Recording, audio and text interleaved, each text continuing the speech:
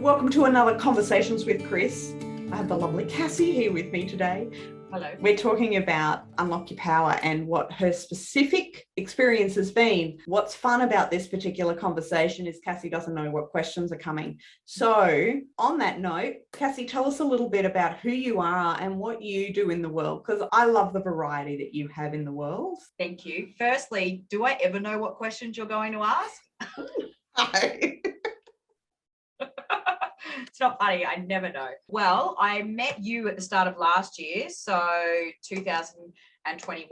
What was I doing there? Finishing off a divorce, new partner, I've got 2 kids, lots going on. I do have a little floristry business. I do a bit of interior design. And then recently this year, I have started a new company and it's small renovations with a business partner. That's just going gangbusters at the moment, which is scary, overwhelming, exciting, tiring, all of that. It's a really hard question when people ask what I do, because I feel like I do a lot. Well, I think that's actually really key. We've actually usually all have multiple things going on, and we kind of forget how much we've got going on and how much they might be contributing to, like you said, the overwhelm, the busyness, the activity, all the things that go on. Like you said, you started working with me about a year ago. When you first heard about the Unlock Your Power program, what excited you about that program? What was the initiating pull for you? For the last probably 7 to 8 years, I had been on some, I don't know, people would call it, I guess, like a self-help journey, like a growth journey. That's what all the cool kids seem to be calling it these days, right? So 8 years ago, I started my journey, but I felt like I was doing as much work as I personally could solo, but I was stuck. Like I just wasn't able to get any further with the capabilities that I had, the things I could use, my tools, knowledge, etc. And then I met someone who works with you already. It didn't take much when she explained to me what you had done for her. Like I was in. I'm kind of like that with a lot of things, though. I'm keen to try everything and see what works for me. What works for me might not work for somebody else. Completely. So what did you find the most rewarding thing out of this program? Because do need to tell people that it does take about a year. Yeah, it takes a year. It hasn't always been easy. Like I've still had some real hips and valleys, like some lows and some real highs, some weeks where you were probably sick of getting text messages from me saying, I need your help. How do I get through this? Feeling like a broken record. Without a doubt, always a month or 2 later, I'd be like, oh, hold on, I'm not doing that anymore. I'm not responding to that like that anymore. It was a slow process. It's not an overnight fix. That's also not a surprise. If it's going to be long lasting, you have to put in the work, and really go through the motions.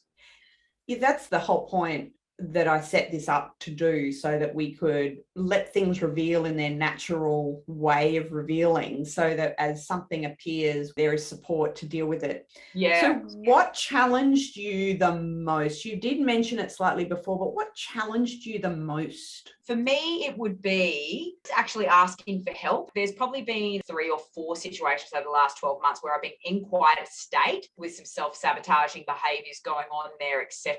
And really knowing that I probably needed to reach out, but I don't for 2 or 3 days. And then I really struggle for those 2 or 3 days.